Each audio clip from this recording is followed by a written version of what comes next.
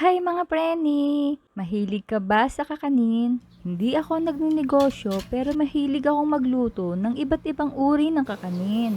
At ibinabahagi ko lamang ang mga reseping nalalaman ko. Gaya na lang nitong pagkakaluto ng malaperpektong texture ng masarap na kutsinta. Kung gusto mong malaman ang proseso, halika, panoorin mo. Sa isang bowl, maglagay ng 3 tasa ng tubig, 1 tasa ng asukal, kahit anong sugar ay pwede. Maglagay din ng aswete powder. Tansyahin nyo na lang. Pinch of salt. Haluin. Ilagay ang 1 tasa ng cassava flour o pwede din kayong gumamit ng cornstarch. Utay-utay lang ang paglalagay habang hinahalo at 1 tasa ng all-purpose flour. I-mix lang ng mabuti hanggang sa ma-dissolve. Maglalagay din tayo ng 2 teaspoon of fly water o lihiya. Mix to combine. Sasalain muna natin ito para masigurado na wala na itong namumuong harina. Kung mapapansin nyo, may mga buo, diba? Ililipat ko ito sa maliit na container para mas madali itong isalin sa molder. Pero bago isalin, i-grease muna natin ng oil ang mga molders. Bale, nag-grease ko na ito lahat. Ibuhos na natin ang batter mixture. Huwag pupunuin, mga 3/4 measured lang na molder ay okay na. Ayan, ready na to steam. Maglagay ng tubig sa steamer.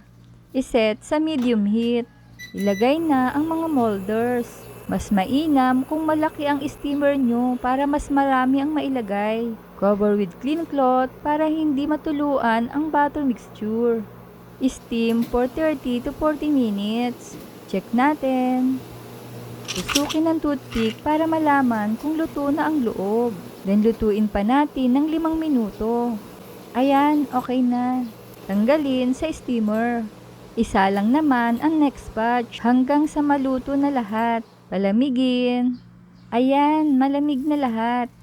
Tanggalin na sa molder. Ay, ang ganda! At ang kinis, parang ako lang. Char!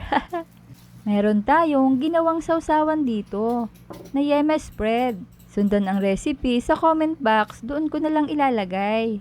I-serve na natin with yema spread or grated coconut. Mamili ka na lang kung ano ang gusto mo. Ako kasi gusto ko ng kinayod na niyog.